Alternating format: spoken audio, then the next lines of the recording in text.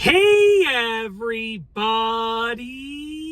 I'm here today to show you and tell you how to play a mandolin.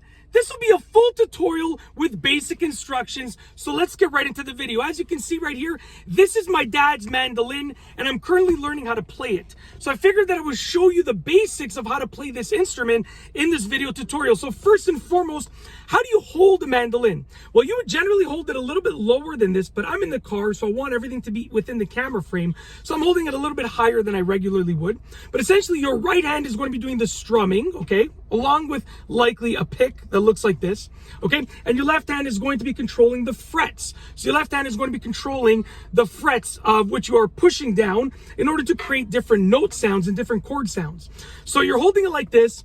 It's going to be against your body, and essentially your right hand is controlling the strings like this, your left hand is controlling the frets, and you want to make sure that you have your thumb pressing against the back of this fretboard to get a good grip on your fingers on the frets, okay? So that's how to hold it.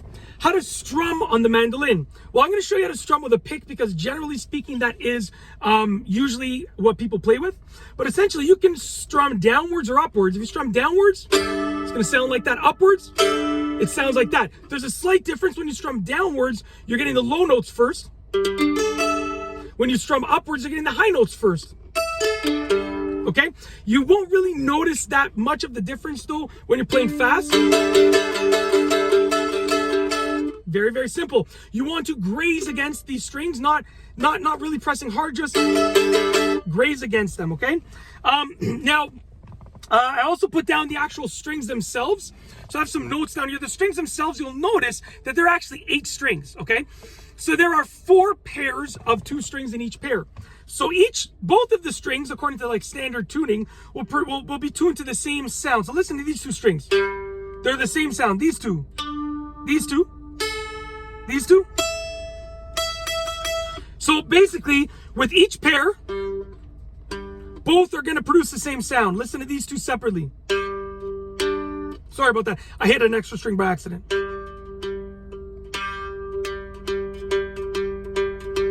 They have the same sound. That's sort of like standard tuning. Now, if you want to pick at the strings instead of strum, you can just play individual strings.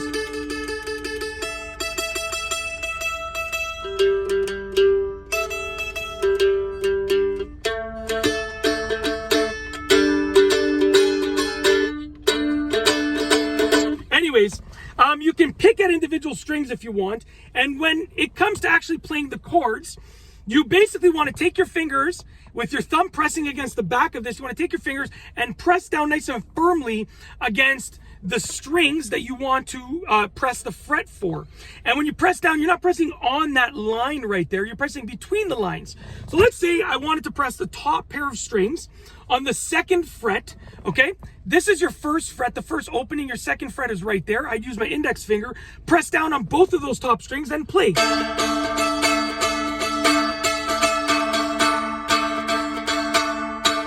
Just like this as well.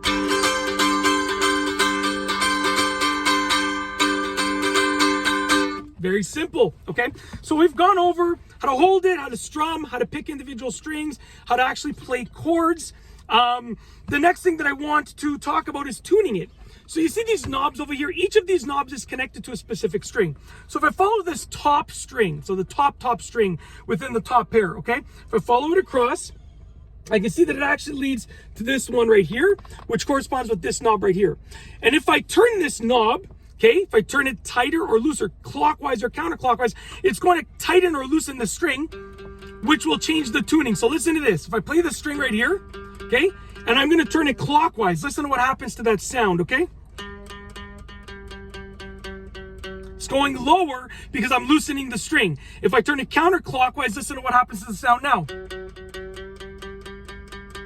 It goes higher in pitch and tone because I'm tightening the string by turning it counterclockwise. So that is how to play a mandolin. Hope that you've enjoyed this video tutorial on the basics. Now remember, I am a beginner myself, so this has just been the basics of playing a mandolin. If you like this video, please be sure to give it a thumbs up. Let me know what you think down below as a comment. And of course, be sure to subscribe for more great videos just like this one. And that's all I have for you today. Thanks for watching.